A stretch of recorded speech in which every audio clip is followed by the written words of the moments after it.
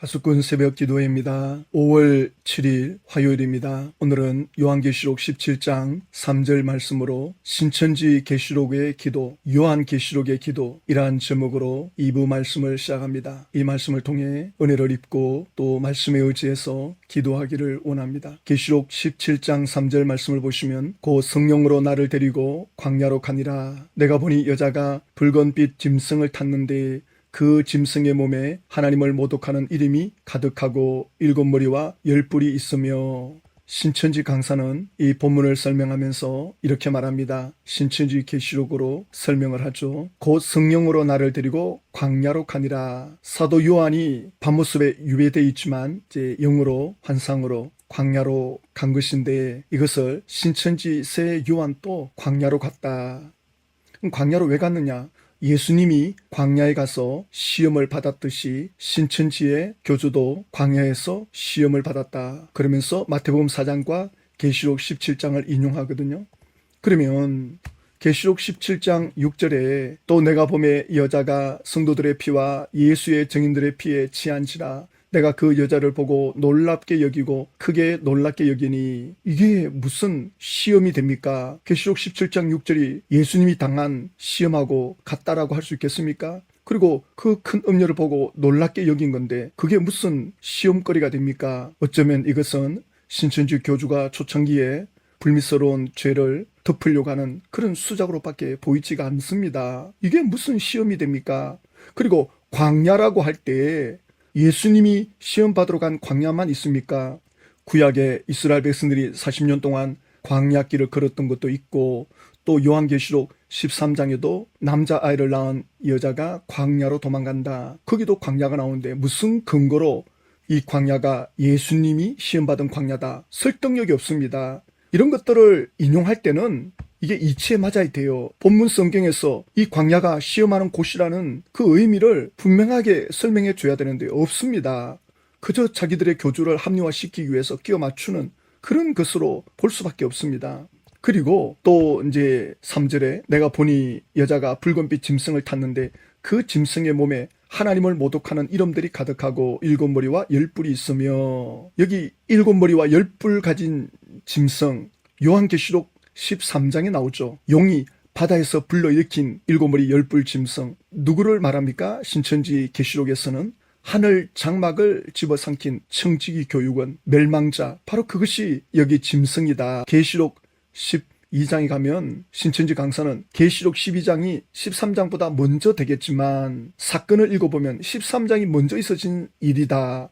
12장이 그 다음에 일어나는 일이다. 계시록 12장과 13장의 순서를 바꿔놓잖아요. 왜 이걸 바꿔놓습니까? 세요한과 그 형제들이 장막성전에 들어온 청지기 교육원을 이겼다. 장막성전에 청지기 교육원이 들어오는 그 내용이 계시록 13장에 나오고, 또 12장에서는 어린 양의 피로 정가는 말로 청지기 교육원을 이겼다는 내용이 12장에 나온다는 거죠. 그러니까 신천지 계시록으로 끼워 맞추기 위해서 계시록 12장과 13장을 순서를 바꿔놓잖아요. 이렇게까지 설명하는 이유는 청지기 교육원이, 그 짐승이 끝장이 났다는 겁니다. 그 용이 끝장이 난 거예요. 그 용을 이겼기 때문에 계시록 2장 3장에서 12가지 복을 받아 누리는 것 아니겠습니까? 이렇게 계시록 12장에서 다 끝났는데 또 17장에 와서 청지기 교육원을 끄집어낸다. 이게 전혀 말이 맞지가 않는 거예요. 이 짐승은 용이 불러일으켰고 그 용이 짐승에게 권세를 주죠. 그래서 신천지 강사는 이 용은 오평옷이 청지기 교육원의 대표, 그리고 그 짐승은 청지기 교육원의 7머리, 그래서 용도 청지기 교육원이고 짐승도 청지기 교육원이고, 그래가지고 이게 계시록 12장에서 다 끝장났습니다. 전혀 설득력 없는 주장을 지금 하고 있습니다. 그래서 계시록 12장 13장에 보면 용이 등장하고 짐승이 등장하고, 또 그 짐승은 땅에서 올라오는 어린 양같이 2뿔이 있고 용처럼 말하는 짐승을 불러일으킵니다.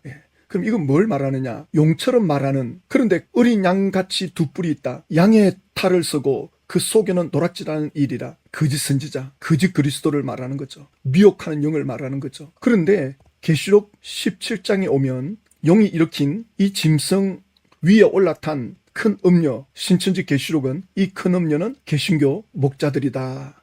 개신교 목자들이 짐승과 결탁하고 또 청지기 교육원과 결탁이 돼가지고 음행의 포도주를 마신다. 그렇게 말씀을 하는데, 이거는 성경을 억지로 쥐어 짜내는 거고 신천지 계시록으로 억지로 푸는 겁니다. 이건 멸망을 자초하는 겁니다. 요한계시록 17장 3절은 그런 뜻이 아닙니다. 사도 요한을 광야로 이끌어갑니다. 영으로, 환상으로. 그래서 그곳에서 사도 요한은 7머리 10뿔의 짐승을 봅니다. 그런데 그 짐승 위에 바로 여자가 있는데 큰 음녀였죠. 그런데 이 내용과 비슷한 내용이 요한계시록 12장 3장에 나오거든요. 이 용이 바다에서 7머리 10뿔 짐승을 불러일으키고 바다에서 올라온 이 10뿔 7머리 짐승은 땅에서 양같이 생긴 짐승, 그러면서도 용같이 말하는 짐승을 불러일으킵니다. 마치 삼위일체인 것처럼 하나님을 흉내내면서 한 통속입니다. 거짓 그리스도, 본질은 용이면서 겉으로는 양인 것처럼 하는 이 적그리스도, 거짓 그리스도, 이것이 다 용과 짐승과 하나 되는 한 통속이죠. 그런데 요한계시록 17장에 오면 이 용이 짐승과 함께하고 있는데 이 짐승 위에 이제 큰 음녀가 올라타 있습니다. 그런데 그 큰 음녀는 음행의 포도주를 가지고 있는데 땅의 임금들도 큰 음녀와 음행하여 음행의 포도주에 취해 있고 그 백성들도 음행의 포도주에 취해 있다. 자, 이것들을 오늘날의 실상으로 비춰볼 때 거짓 선지자들, 또 거짓 그리스도, 예수님이 나를 보냈다, 내가 이 시대 구원자다라고 하는 사람의 공통된 특징이 뭐냐면 자기가 이 시대 구원자라고 하면서 용처럼 말합니다. 겉으로는 양의 모습을 보여주는 것 같지만 실상은 노략질하는 일이라고. 거짓 선지자들이 용과 한 소속이잖아요. 그런데 이 거짓 선지자, 거짓 그리스도의 특징이 뭐냐면 윤리 도덕적으로 깨끗하지가 않아요. 거룩한 삶이 없습니다. 제임스나 박태선이나 조희성 영성교 교주는 배도하면 사람을 죽이잖아요. 여러 명을 사람을 죽여요. 사람을 시켜가지고 암살을 하고. 예? 그러니까 모든 교주들을 보면 거룩하지가 않습니다. 그리고 이렇게 대놓고 윤리 도덕적으로 깨끗하지 않는데도 합리화시키고 아무렇지 않게 말합니다. 또 그를 따르는 추종하는 사람들도 그걸 다 덮어주고 있는 걸 볼 수 있습니다. 그러면서 개신교 목사들은 그러면 깨끗하냐? 적어도 개신교 목사는 나를 믿어라, 나를 따라오라, 여기 와야 구원받는다, 우리 교회 와야 구원이고 천국이고 이러진 않잖아요. 그러나 그 교주들은 자기들의 소속에 들어와야 구원이고 천국이고 영생이라 그러지 않습니까?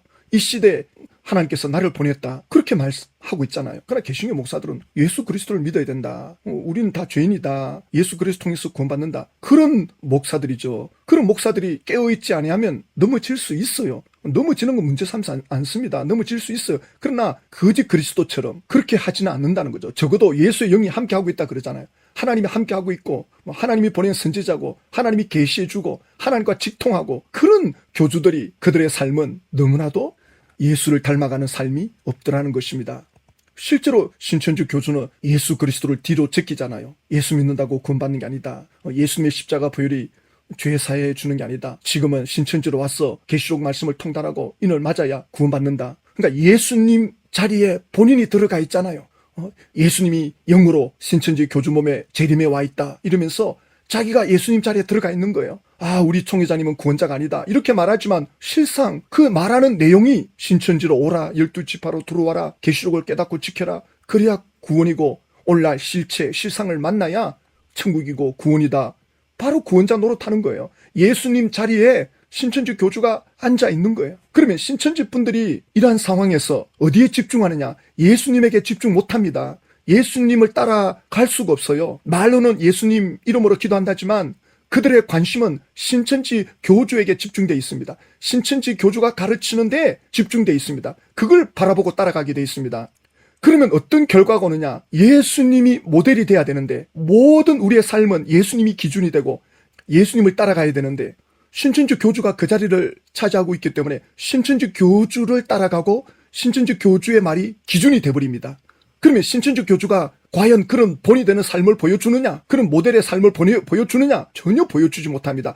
사단의 영에 소속되어 있고 미혹의 영에 이끌리기 때문에 예수 그리스도를 가로막고 있기 때문에 예수를 바라보지도 못하고 신천지 교주를 바라보면서 파생되어 나오는 그들의 삶은 굉장히 어두워집니다. 피폐해질 수 있습니다. 긴가민가하고 따라가는 사람들이야 괜찮겠지만 신천지 교주를 모델로 삼고 따라가는 이들은 오랫동안 따라가다 보면 영이 완전히 피폐해집니다. 죽습니다. 그리고 예수 이름으로 기도를 한다는데 예수 자리에 신천지 교주가 앉아 있어요. 그러니 말로는 예수 이름으로 기도하지만 그것이 하나님께 상달이 되지 않습니다. 하나님께 기도가 되지가 않아요.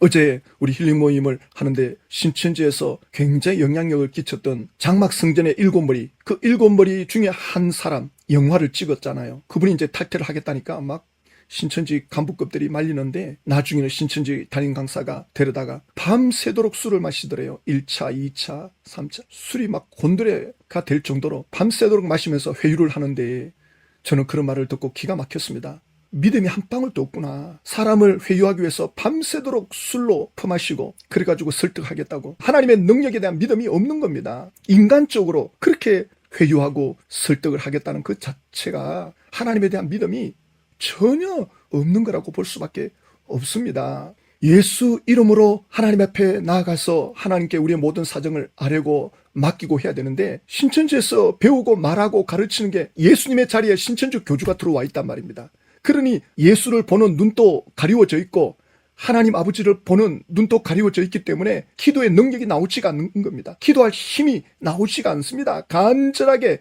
하나님을 인격적으로, 예수님을 인격적으로 만날 수 있는 그런 기도가 나올 수가 없습니다. 신천지 안에서 그렇게 기도하는 사람 찾아보기가 하늘의 별 따기일 겁니다. 그런 사람은 신천지 얼마 안 가서 탈퇴하겠죠. 왜냐하면 예수님을 인격적으로 만나고 하나님을 인격적으로 만나면 신천지에 있을 수가 없어요. 이 신천지가 가는 방향이 예수님과 전혀 다른 방향이라는 걸 영으로 느끼게 되면 있을 수가 없는 거죠.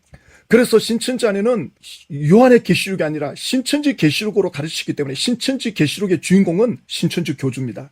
신천지 계시록을 통해서 신천지인들은 신천지 교주 총회장을 바라보기 때문에 기도의 능력이 없어요. 교주가 모델이거든요. 신천지 교주가 모델이기 때문에 신천지 교주에게서 무슨 하나님의 능력이 나옵니까? 그러나 우리는 예수 그리스도를 바라봅니다.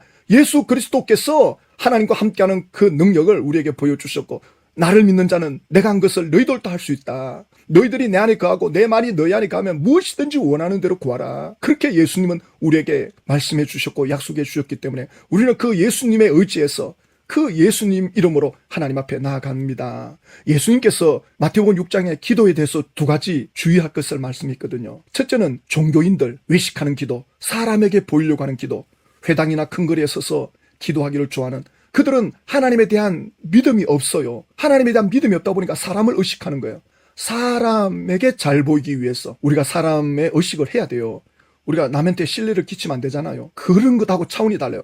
하나님을 의식하면서 사람을 의식해야 되는데 하나님에 대한 의식이 없습니다. 하나님에 대한 민감함이 없습니다. 사람이 나를 어떻게 보느냐, 사람이 나를 인정해 주느냐 안 해주느냐, 오직 여기에만 관심을 갖고 있는 종교인들, 예수님 시대에 그러한 종교인들이 있었다고요. 하나님을 생각하지 아니하고 하나님에 대해서는 민감함이 없고 사람의 말, 사람의 시선에만 민감한 그런 사람들의 기도를 하지 마라. 사람을 의식해서 하는 기도 하지 마라. 골방에 들어가서 아무도 알아주지 않는 그런 기도 하나님은 듣고 응답해 주신다. 그리고 하시는 말씀이 사람을 의식해서 하는 그런 기도는 이미 자기 상을 다 받았다. 사람에게 인정 다 받았으니 하나님께로부터 받을 것이 없다. 그렇게 말씀하죠. 그러면서 또 2번째로 이방인의 기도, 중언 부언하지 마라. 어제 모임에서 큐티 하면서 이 중언 부언을 잠깐 말씀하는 시간이 있었는데 충분히 다루지를 못했어요. 하나 기억해야 될 것이 이 중언 부언은 이방인들이 하는 기도입니다. 그러니까 했던 말 똑같이 한다고 해서 중언 부언이다라고 할 수가 없는 것이, 똑같은 말을 반복해도 어떤 사람에게는 중언 부언이 될 수 있고 어떤 사람에게는 간절한 기도가 될 수 있어요. 엘리야는 똑같은 기도를 7번씩이나 하잖아요. 비를 내리게 해달라. 하나님 이 땅에 비를 내리게 해주십시오. 했던 말 또 하고 했던 말 또 하고. 그럼 그게 중언 부언입니까? 간절한 기도죠.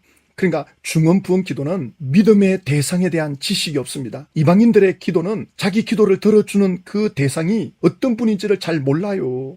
그래서 구약에 보면 바알의 선지자들이 바알의 우상을 갖다 놓고는 바알이여 바알이여 바알이여, 도대체 그 바알이 어떤 신인지 그들은 알지 못합니다. 알 바가 없어요.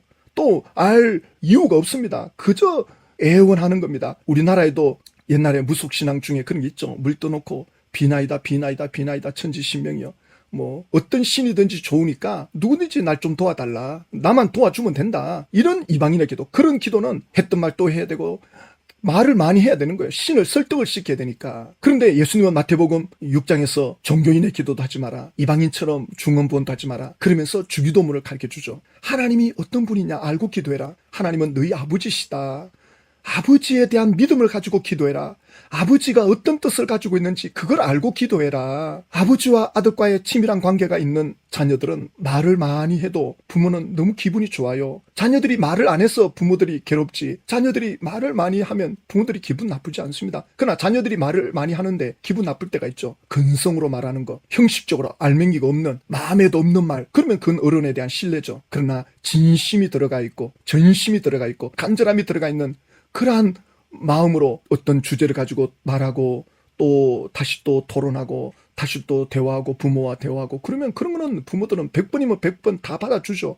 내용을 가지고 진지하게 이렇게 할까 저렇게 할까, 하나님 어떻게 할까요 어떻게 할까요, 그런 간절함으로 구하고 찾고 두드리는 건 중은 부분이 아닙니다. 오히려 믿음으로 하는 간절함은 반복되는 말이 나올 수도 있지만 그거는 중원분이 아닙니다. 빌립보서 4장 6절에 너희는 아무것도 염려하지 말고 오직 모든 일이라 그러잖아요. 크고 작은 일, 모든 일을 하나님께 아뢰라. 내 일상에서 일어나는 모든 일들을 하나님께 다 아뢰라, 그렇게 말씀합니다. 그 기도를 통해서 하나님과 친밀해집니다. 기도를 통해서 하나님과 주파수가 맞추어져요. 코드가 맞아집니다. 코드가 맞아야 텔레비전이 켜지고 인터넷도 켜지고 전화 통화도 되는 것 아닙니까? 우리가 이 기도를 통해서 중요하게 다루어지는 것은 하나님과 친밀한 관계 속으로 들어가는 겁니다. 기도에서 뭐 응답을 받아내겠다, 그게 1차적인 목적이 아닙니다. 기도는 하나님과의 대화입니다. 하나님과 대화를 자꾸 하다 보면 하나님과 친밀해집니다. 그래서 이 기도가 몸에 배이면 어떻게 되느냐, 24시간 기도하게 돼요. 어제 모인 분들이 이거 뭐 새벽에 3시간 기도 나는 못하겠다. 우리의 목적은 3시간이 아닙니다. 24시간입니다. 물론 잠들어 있는 시간에는 기도 못할 수 있겠지만 깨어있는 시간은 기도하는 시간이 되는 겁니다. 항상 기도해야 돼요. 항상 기도하기 위해서 지금 시간을 정해놓고 집중적으로 하나님 앞에 기도의 시간을 갖는 거죠. 이것이 훈련이 되면 24시간 기도되는 겁니다. 모든 사건 속에서 예수님을 부르는 거죠. 예수님 이럴 때는 어떻게 하십니까? 예수님 같으면 이런 경우는 어떻게 하십니까? 적극적으로 사건이 일어날 때마다, 문제가 일어날 때마다 기도하는 거죠. 그게 자동으로 이제 훈련이 되는 겁니다. 그러면 늘 깨어있는 사람이 되는 거죠. 늘 하나님을 의식하고 늘 하나님의 주파수와 맞추기 때문에 시험에 들을 일이 적어지죠. 그래서 시험에 들지 않도록 깨어있으라는 이 말씀이 하나님과 늘 코드를 맞추라는 거예요. 하나님을 늘 의식하라는 거예요. 요셉이 하나님을 의식하니까 그 유혹을 뿌리치면서 하는 말이 내가 어찌 하나님 앞에 득죄하리요. 요셉은 하나님이 눈앞에 보인 거예요. 눈앞에 하나님이 보이기 때문에 그런 유혹을 떨쳐낼 수가 있는 거예요. 하나님이 눈에 보이는데 죄를 지을 수 있나요? 경찰이 앞에 있는데 과속을 할 수 있나요? 그런 것처럼 깨어있는 사람은 하나님이 인식이 되는 거예요. 그게 기도의 훈련을 통해서 오는 것이거든요. 그래서 예수님이 하나님은 너희들이 구하기 전에 있어야 할 걸 다 알고 있다. 그러면 기도하지 말라는 말입니까? 그러니까 하나님께서는 우리가 무엇을 구해야 하는지, 뭐가 있어야 되는지 다 알고 있는데 왜 그러면 마태복음 7장에서 구하라 찾으라 두드리라 합니까? 그러니 이방인들처럼 걱정이 돼가지고 안 줄 것처럼 생각돼가지고 간절히 막 애원하는, 빌고 비는 그런 이방인들의 기도가 아니라 나는 아버지다. 너희들의 일상을 나한테 다 이야기해라. 그저 나한테 다 그냥 편하게 말해라. 믿고 말해라. 믿고 맡겨라. 때가 되면 내가 역사한다. 때가 되면 내가 일을 이룬다. 결정권은 내가 있다. 너희들은 나에게 모든 걸 아뢰라. 모든 건 내가 결정한다. 그 믿음으로 기도하라는 거예요. 저는 요 근래에 뭐 제 개인적인 생각이지만 아무리 생각해도 좀 이상하다. 이거 정말 이런 일이 있나. 우연치고는 너무 놀랍다. 이럴 때가 있거든요. 그 신천지와 유튜브 이제 문제로 서로 실랑이를 벌일 때 신천지 정거장막 성전 유튜브에 들어가면 개신교 목사들의 영상, 설교 영상을 200편이나 가져다가 처음부터 끝까지 마귀의 목사들, 마귀 소속 목사들 비난하는 게 나오거든요. 처음부터 끝까지 완전히 개신교 목사들을 그냥 완전히 마귀 취급해요. 그렇게 영상을 활용하니 저도 똑같이 영상으로 활용했죠. 그런데 이번에 신천지가 그 200개 영상을 다 내려버렸잖아요. 상상할 수 없는 일이거든요. 근데 저희들이 새벽마다 이 귀신의 가르침 떠나가라, 미혹의 영들의 역사 떠나가라, 우리가 그렇게 믿음으로 외쳤잖아요. 믿음으로. 하나님이 어떻게 역사할지는 모르지만 믿음으로 외치고 구했는데 그 비난하는 영상을 다 내려버린 거예요. 이야, 12, 13년 동안 만들어 놓은 신천지 핵심 교리 영상을 다 내려놓다니, 개신교 목사들을 깔아내리는 그 영상을 다 삭제시켜버리다니 너무 신기한 거예요. 제 입장에서 볼 때는. 물론 이제 저도 이제 신천지 강사들 영상을 이제 활용할 수가 없죠. 이제 저도 마음대로. 이제 주의하게 되는데, 뭐 저는 또 그동안 했던 거 다시 수정해서 올리면 돼요. 또 다시 또 새벽에 하면 되니까 저는 뭐 문제가 안 돼요. 기도는 믿음으로 하는 겁니다. 머리로 계산할 필요가 없습니다. 내 방식대로 응답해 달라 그렇게 해도 할 필요도 없고, 그렇게 해서도 안 되고, 우리의 사정을 다 아려는 겁니다. 또 하나님께서 하시는 때에 하나님이 또 하시는 섭리에 응답하십니다. 포기하지 마십시오. 기도를 중단하지 마십시오. 기도를 신뢰하십시오. 염려되는 거 다 아래 놓으십시오. 나중에 그 응답을 보게 될 것입니다. 우연히 다가옵니다. 그냥 우연히 일어난 일인데 그게 응답이 와 있습니다. 그 응답을 확인하십시오. 경험하십시오. 체험하십시오. 그래서 그런 경험들이 되어질 때 기도에 힘이 또 생기는 거예요. 그래서 믿음으로 기도하러 들어가고 체험을 통해서 그 믿음은 더 굳건해집니다. 이 기도의 축복, 이 믿음의 축복을 빼앗기지 마십시오. 우리는 예수 이름으로 기도합니다. 예수님께서 너희가 내 이름으로 두세 사람이 모인 곳에 나도 함께 하겠다. 예수님이 약속했습니다. 우리는 그 약속을 믿는 거예요. 예수 이름으로 기도하면 주님이 우리 가운데 지금 함께하고 있다. 우리 눈에는 보이지 않지만 주님이 약속한 것 믿는 게 믿음이거든요. 그 약속을 신뢰하고 오늘 또 우리 삶에 걱정되는 거, 오늘 또 하루의 계획을 하나님께 다 아뢰는 겁니다. 이게 습관이 되고 훈련이 되면 24시간의 기도가 되면 늘 주님과 친밀한 관계, 그리고 깨어있는 관계, 그러면 세상을 이깁니다. 죄를 이깁니다. 마귀를 이깁니다. 승리하는 삶을 살아갑니다. 이 축복을 오늘도 우리는 누립시다. 신천지 교주는 세상을 떠날 것입니다. 신천지는 멘붕이 올 것입니다. 충격을 받을 것입니다. 하나님, 우리가 이 일을 위해서 어떻게 해야 됩니까? 우리가 이때를 위해서 우리는 무엇을 준비해야 됩니까? 이끌어 주십시오. 인도해 주십시오. 오늘도 이 기도의 줄을 붙잡는 시간 되기를 바랍니다. 하나님 아버지, 신천지는 신천지 계시록으로 예수님을 제끼고 거기에 신천지 교주가 앉아 있습니다. 그렇게 그들의 기도는 전혀 응답이 없습니다. 전혀 하나님께 상달이 되지 않습니다. 오늘 우리가 예수 이름으로 저들을 위해 기도합니다. 신천지 안에 역사는 귀신의 영들, 미혹의 영들 예수 이름으로 떠나갈지어다. 전국 12지파의 기도의 파수꾼들이 일어나고 전도자의 파수꾼들이 일어나서 이 신천지 계시록을 막을 수 있게 하여 주시옵소서. 예수님의 이름으로